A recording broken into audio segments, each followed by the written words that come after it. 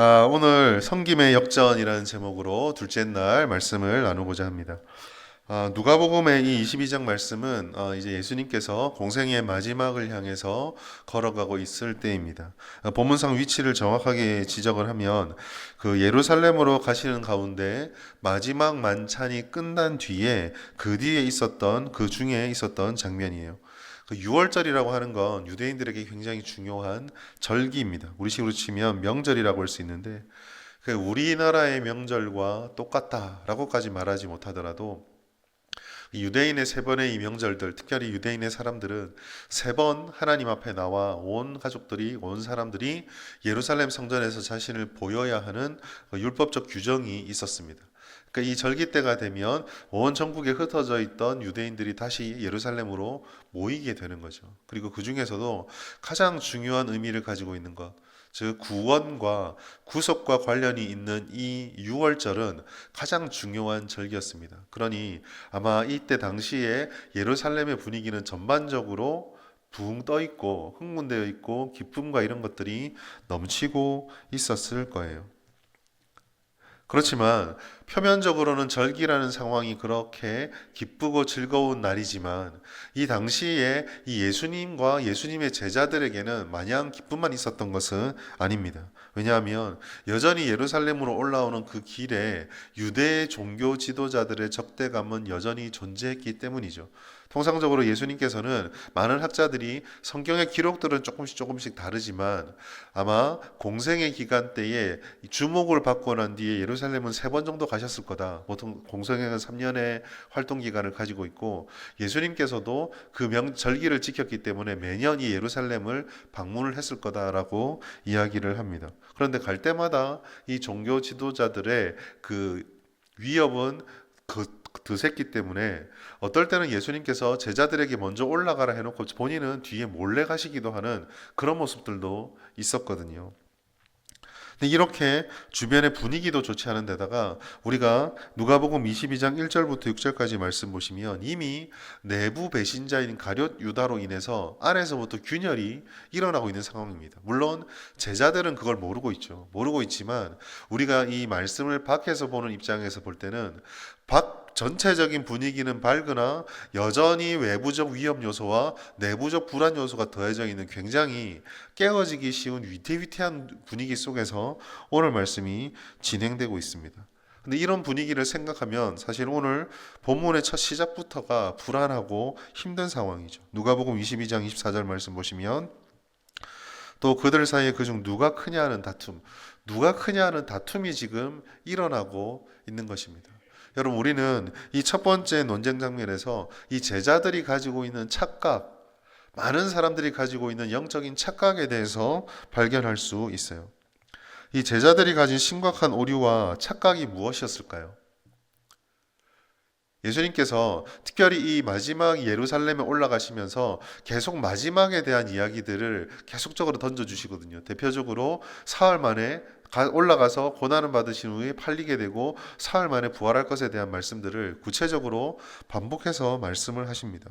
그러나 제자들은 이 예루살렘에 입성하는 예수님의 예루살렘 입성의 의미를 깨닫지 못했고 더 크게 보면 예수님께서 이 땅에 오셔서 무엇을 하실 것인가에 대해서도 정확하게 이해를 못하고 깨닫지 못했습니다. 그들이 했던 제일 큰 착각은 무엇입니까?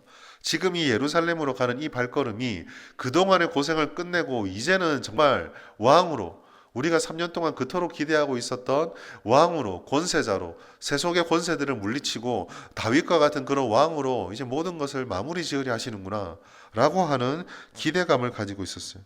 그리고 그 기대감에 붙여서 오늘 논쟁의 근거가 된 것은 그러면 예수께서 왕이 되고 나면 3년 동안 쫓아다닌 우리들에게는 어떠한 보상이 있을 것인가? 어떠한 권세를 누리게 될 것인가? 내가 어떤 복을 받게 될 것인가? 거기에 대해서 초점이 맞추어져 있었습니다. 누가는 의도적으로 이와 같은 제자들의 반응을 비판적으로 기록했어요. 다툼이라고 하는 이 말은 누가도 그렇고 성경에 그렇게 많이 쓰인 단어가 아닙니다. 여기서 다툼은요, 단순한 논쟁이 아니에요. 다소 격앙이 되어 있지만 그 의견이 약간 다르기 때문에 더 나은 방향으로 조율하기 위한 의논이 아닙니다. 여기서 말하는 다툼이란 이 단어는요, 일치되지 않는 견해인데 그게 약간 다른 게 아니라 쉽게 말해서 생각이 다 딴 생각인 거예요. 자기들의 각각의 생각과 견해들 가지고 서로 조율해서 뭘 만들다는 게 아니라 내 것을 관철시키기 위해서 끊임없이 자기 이야기만 하는 상태. 이거를 다툼이라고 표현했거든요. 정말 적절하게 표현한 거죠.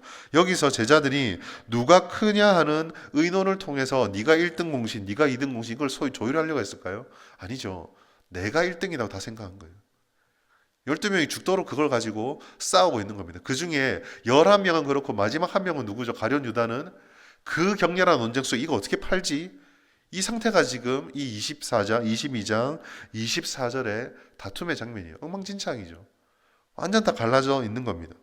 겉으로는 미소를 띠고 있을지 모르고 겉으로는 예수님을 모시고 함께 식사를 하고 있는지 모르지만 다 생각이 다른 거예요. 자기가 가장 공적이 크다고 생각했을 겁니다. 자기가 가장 크게 생각해서 큰 것을 버렸다고 생각했을 겁니다. 마태는 나는 세관의 직업을 버렸다. 그럼 베드로는 뭐라 말했을까? 너 배 버려본 적 있어? 오만 이야기 자기 얘기만 계속 하는 거예요. 자기가 버린 게 제일 크고 그래서 자기는 더 많은 걸 받아야 되고 내가 첫 번째로 먼저 포기를 했고 이런 이야기들을 했을 겁니다. 우린 여기서 사람이란 존재가 하나님의 진심과 그 뜻에 대해서 얼마나 무지하고 깨닫는 것이 더딘지를 발견하게 돼요. 여러분, 제자들에게 오늘 본문의 말씀이 초점이 맞추어져 있지만은요, 지금 이 논쟁의 중심에 누가 앉아 계셨을까요? 6월절 식사 자리잖아요. 예수님의 바로 옆에 있어요. 예수님이 바로 옆에 있고 3년을 예수님과 쫓아다녀서 예수님 눈치도 볼 법하고 한번 궁금해하기도 하고 예수님의 생각을 가까이 할 것만 같은데 예수님이 옆에 있건 없건 내 생각이 여기 탁 들어와 버리니까 아랑곳하지 않고 논쟁을 하고 있는 거예요. 자기 이야기들만 계속하고 있는 겁니다. 하나님의 뜻을 참 깨닫지 못하고 주님의 말씀을 가까이 한다고 해서 우리가 그것을 내가 열심을 다해 읽었다고 해서 정말 내가 그걸 꿰뚫고 있느냐? 아니라는 거예요. 예수님께서 올라오시면서 벌써 이야기들을 하셨거든요. 예수님께서 하셨던 마음은 그 말씀을 통해서 그 마음을 깨달을 법도 한데 깨닫지 못해요. 예수께서는 이미 이 제자들에게 이 예루살렘으로 올라오시면서 자기의 사명이 뭔지, 목적이 무엇인지, 예루살렘에 올라가는 의미가 무엇인지를 분명하게 밝히셨습니다. 우리 조금 길지만 읽어볼까요? 누가복음 18장 32절, 33절 시작. 인자가 이방인들에게 넘겨져 그들은 채찍질하고 그를 죽일 것이나 그는 3일 만에 살아나리라 하시되. 아멘. 예수님께서 벌써 말씀을 하셨어요. 안 알려주시고 그냥 데리고 오기 때문에 제자들이 각자 자기 소견에 오른 대로 말할 수 있는 상황이 아닙니다. 다 말씀해 주셨거든요. 그런데 모릅니다. 지금 제자들이 누가 크냐라고 다툼을 하는 것을 보면은 예수님은 지금 죽으러 가시면서 그 마음속에 하나님이 주셨던 그 신성에 대한 거룩한 열정과 함께 인성이 가지고 있는 고통과 고난과 근심으로 꽉 차 있는데 지금 제자들은 죽으러 가는 게 아니에요. 지금 이들은요, 정권 장악하러 가는 겁니다. 뺏으러 가는 거예요. 이제는 모든 것이 바로 될 것이다. 이런 착각을 하고 있습니다. 그리고 자기들 중에 하나인 가룟 유다가 지금 어떤 생각을 가지는지도 파악하지도 못하고 있어요. 3년을 같이 붙어 다니면서 먹고 잤는데 그 유다의 표정이 어떻게 변해가고 있는지, 유다의 태도가 같이 따라다니면서 밥 먹으면서 의견이 다른 거랑 어떻게 팔까 생각하고 지켜보는 거랑 분명히 다를 텐데 그것도 모르고 있어요. 이런 무지로 인해서 당연한 상식적인 반응이 농공행상입니다. 자기 생각대로 자기가 원하는 대로 자기가 대접받고 자기가 원하는 것들을 이루어내는 그러한 마음들. 그들이 착각했던 이 착각의 가장 뿌리에 있는 것이 무엇입니까? 예수님을 잘 모시고 있는 제자들의 당연한 권리라고 생각했지만 그들은 여전히 세상의 이치로 예수님을 생각하고 바라보고만 있었다라는 것입니다. 메시아에 대해서도 당시의 종교 지도자들이나 유대인들이 일반적으로 가지고 있었던 메시아가 오면 다윗의 왕권이 회복되어지고 참다운 왕국, 이스라엘 왕국이 재건될 것이다. 그 생각을 똑같이 가지고 예수님을 바라보았던 거예요. 조금 비참한 얘기일 수도 있고 무서운 얘기일 수도 있는데 이 장면을 묵상해 보면요. 이미 3년을 다 지났잖아요. 3년 내내 이 사람들은 이 생각을 버리지 못했던 것 같아요. 참 무서운 일입니다, 여러분. 그냥 우리가 생각하고 있으면 되게 심하다 보는데 과거를 한번 회상에 들어가십시오. 예수님이 12제자를 둘씩 파송해 보낼 때도 얘들은 이 생각 가지고 간 거예요. 그 안에 있었던 수많은 일들과 이적들을 바라보면서도 이 생각만 주구장창하고 있었던 겁니다. 영혼들이 살아나고 나병 환자가 치유받아서 와서 한 명이 와서 울면서 하나님의 영광을 돌리는 그 장면 보면서도 왕권, 재상 이 생각만 계속 하고 있었던 거예요. 거기에 대해서 오늘 예수님의 대답은 이와 같은 제자들의 생각을 역전시켜 버리십니다. 섬김이란 무엇인가? 섬김의 역전에 대해서 오늘 말씀해 주고 있어요. 세상의 일반적인 질서에 대해서 예수님께서는 당연한 이야기들을 하시면서 이 대답을 시작하십니다. 누가복음 22장 25절 이방인의 임금들은 그들을 주관하며 그 집권자들은 은인이라 칭함을 받는다. 일반적인 세상의 상식적인 방법이죠. 일반적으로요, 섬김을 받는 자가 높은 지위와 권세를 가진 자입니다. 임금이 백성들의 섬김을 받고 그리고 집권자들이 백성들에게 은인이다. 여기서 은인이라고 해서 당신이 나에게 참 많은 것을 베풀어 주었어요. 그런 게 아니라 그저 먼저 위에 서서 내려 누르고 그 권세와 섬김을 받는 그 위치에 있다라는 것입니다. 그런데 예수님께서는 이거를 역으로 설명을 하면은요, 섬기는 자는 어떤 사람입니까? 높은 자리가 아니고 낮은 자죠.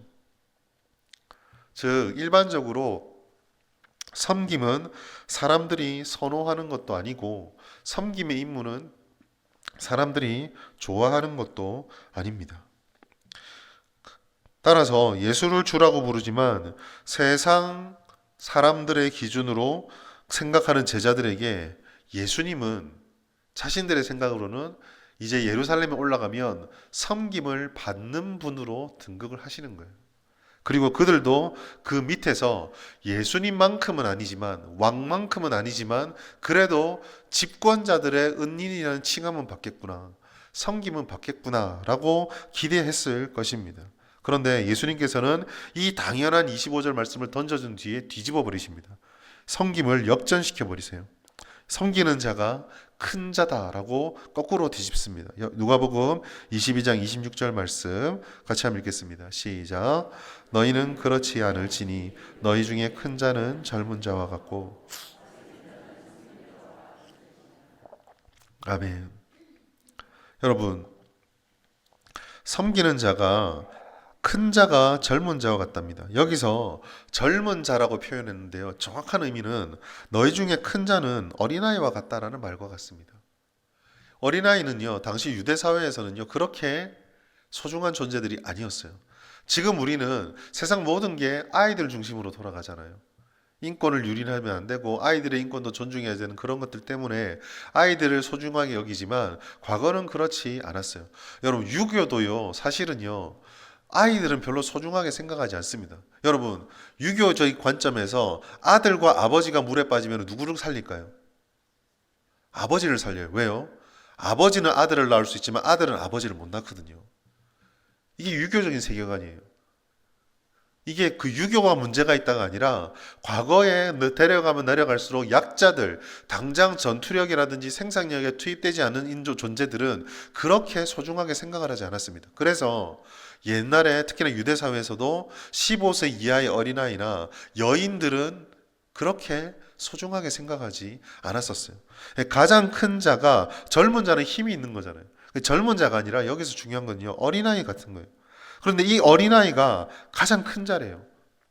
다스리는 자는 섬기는 자와 같아야 된대요. 즉 다스리는 자가 높임 받는 게 아니라 섬기는 자가 높은 자다라고 역전의 말씀을 하고 계시거든요. 예수님께서는요, 모든 사람들이 일반적으로 생각하는 그 세상의 상식을 뒤집어 버리십니다.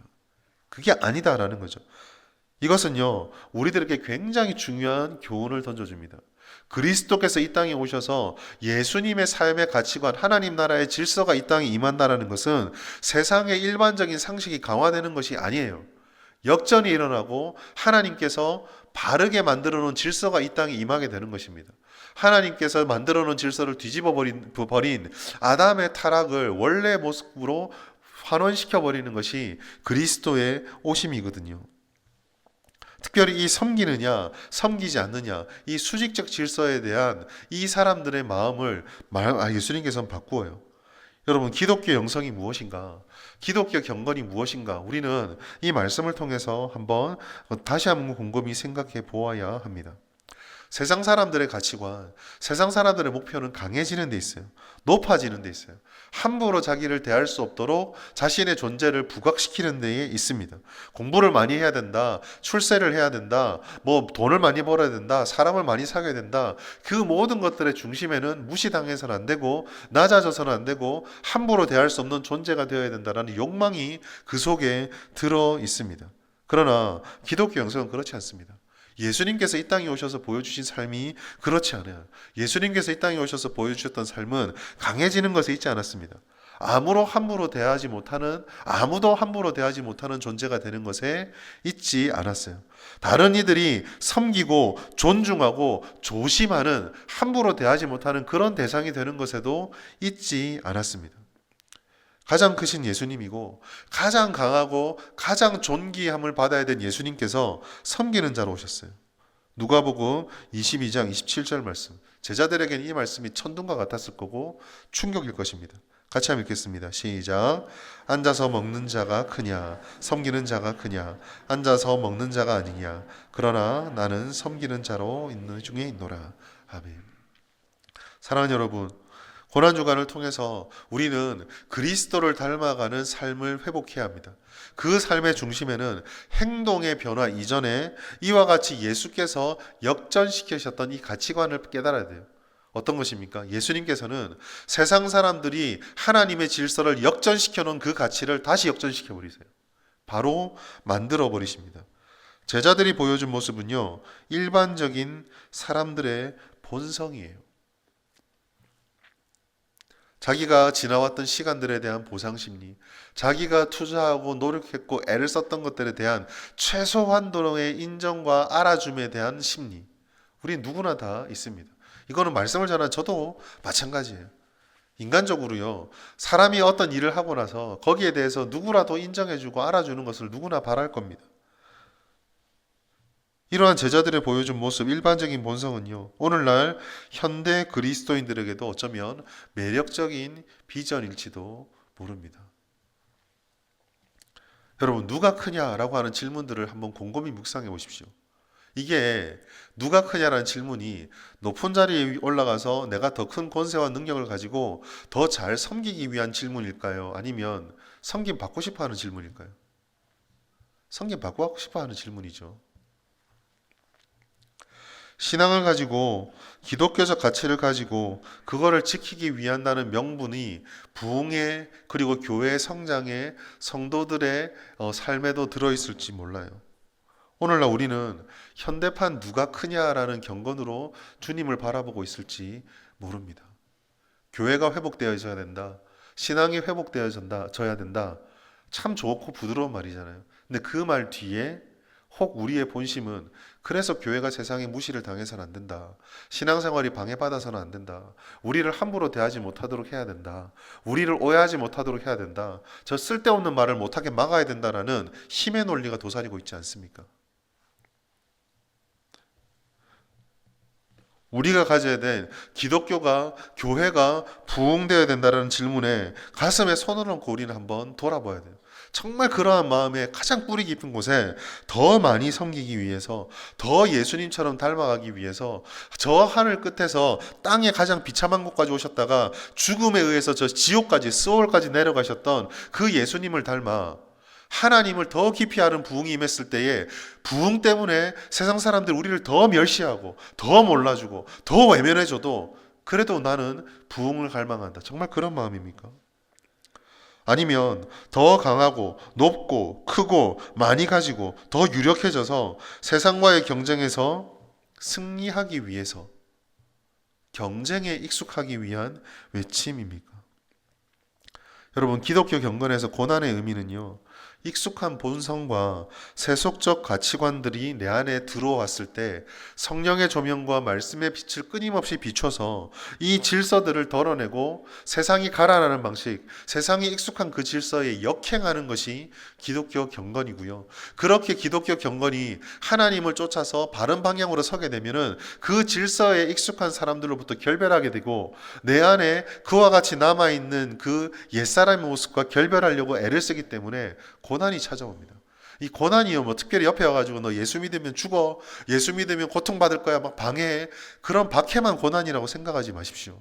십자가가 우리에게 들어오고 예수를 닮으려고 하면은요, 세상 밖에서 들어오는 고난이 이전에 벌써 내 안에서부터 충돌이 일어나요. 사탄은요, 위대한 일 가지고 거시적인 담론, 뭐 정치의 문제, 이 나라가 이렇게 되냐, 뭐 이런 걸로 우리를 유혹하지 않습니다. 늘 여러분들에게 한번 자주 말씀드리지만요. 사탄이 우리를 유혹할 때 아침부터 죄송합니다. 저 사람의 생명을 빼앗아라. 이런 걸로 우리 유혹하지 않아요. 그런데 넘어갈 사람들 별로 없습니다.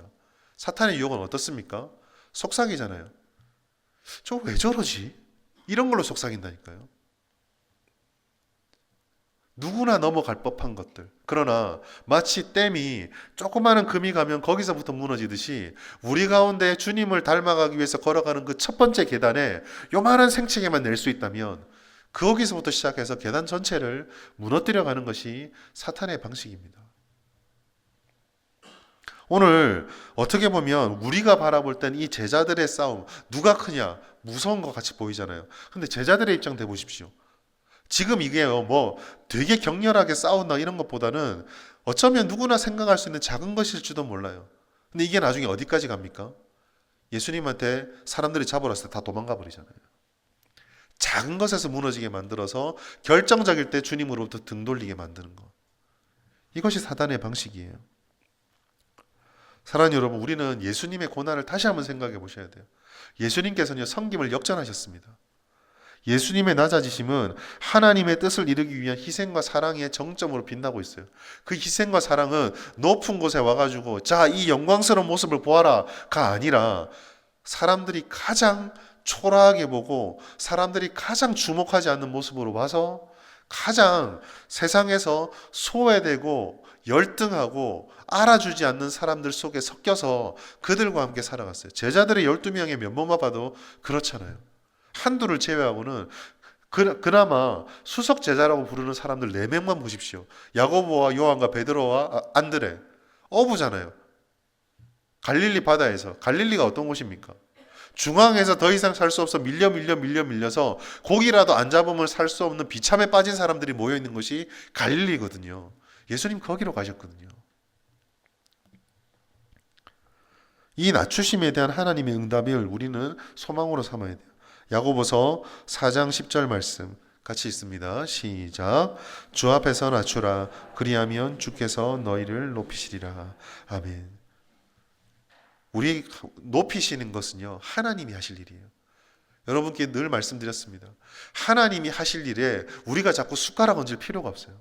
하나님이 하실 일은 하나님이 하십니다. 복을 주리라. 하나님이 하실 일이에요. 그럼 우리가 고민할 거 없는 거예요. 믿으면 돼요. 주가 높이시라. 그럼 우리가 고민할 필요 없고요. 우리가 높아지려 할 필요가 없습니다. 주님이 높이시는 거죠. 그럼 우리가 고민해야 될 방점은 어디에 있습니까? 주 앞에서 낮추라. 여기에 있습니다. 낮아져야 되고요. 보이지 않아야 되고요. 흔적 없이 가야만 합니다. 과거에요. 어떤 목사님께서 그런 이야기를 하셨어요. 그 재난이나 이런 게 있을 때 막 연말에 되면 불우이웃돕기 하잖아요. 속상해서 하셨겠죠. 교회가 이런 일들을 너무 조용히 하니까 알리지도 않으니까 사람들이 교회를 무시한다고. 이제는 뭐 앞에 나서서 교회도 몇 천만 원, 교회도 몇 백만 원 이런 거 좀 알려야 된다고. 오죽 답답해서 하셨단 말이지만 곰곰이 생각해 보시면 그게 바로 시험이에요. 그때 침묵해야 돼요. 그때 모르게 해야 합니다. 너희 도대체 하는 게 뭐가 있노? 라고 말할 때 억울해서 발끈할 수는 있겠죠. 그러나 그때에 더 모른 척하고 있어야 되는 거예요. 왜요? 하나님께서 말씀하시잖아요. 주 앞에서 낮추라. 예수님께서 이 땅에 오셨을 때 누구도 주목하지 않았습니다. 사랑하는 여러분, 무엇보다 우리의 중심을 하나님께 드려야 합니다. 하나님께 드린다는 것은 우리의 생각의 틀을 주님의 뜻대로 바꾸는 거예요. 우리에게 익숙한 가치관들을 말씀을 통해 기도를 통해 내려놓고 변해야 합니다. 제자들은 예수님의 말씀을 듣고 그 말씀대로 사실은 예수님을 보고도 섬김에 대한 자신들의 생각의 틀을 바꾸지 않았습니다. 신앙은 주님의 말씀과 그것을 깨닫게 하시는 성령을 따라 끊임없이 내 생각의 틀을 바꾸는 것이에요. 세속적 힘의 구조와 질서를 버리고 말씀에 나타난 하나님의 은혜와 그 질서와 구조로 나의 생각을 바꿔야 합니다. 그리스도께서 걸어갔던 고난의 길이 바로 그런 길이었고요. 우리도 그 고난의 길을 묵상하면서 이번 일주일 동안 주님의 말씀과 기도에 더욱 힘써야 하는 것이 바로 여기에 있습니다. 하나님, 오랫동안 신앙생활을 하며 내 속에 주님을 잘 안다고 생각해 왔지만 가장 밑으로 자꾸 아래로 향하시는 주님과 달리 나는 자꾸 위로 올라가려고 하지 않았습니까? 내 생각이 인정받아야 되고 내 말이 유력해져야 되고 내 삶의 방식과 신앙의 방식이 존중받아야 되고 세상이 우리를 알아줘야만 하고 오늘 이 둘째 날에는요 조금 무거운 주제지만 이 섬김의 역전을 다시 한번 묵상하길 바랍니다. 주님께서 기뻐하시는 섬김의 삶을 묵상하고 작은 것에서부터 내 일상에서부터 하나님과의 관계에서부터 주님께 주인의 자리를 돌려드리고 주님께서 보여주셨던 섬김의 자세는 어떤 것이 되어야 되는지를 우리가 돌아보아야 되겠습니다. 오늘 이 말씀을 따라서 우리 교회가 우리 이 땅의 교회와 우리 모든 성도들이 이처럼 주님을 닮아가는 참된 경건으로 이 고난의 주간을 함께 묵상하며 살아가시기를 예수님의 이름으로 축복합니다.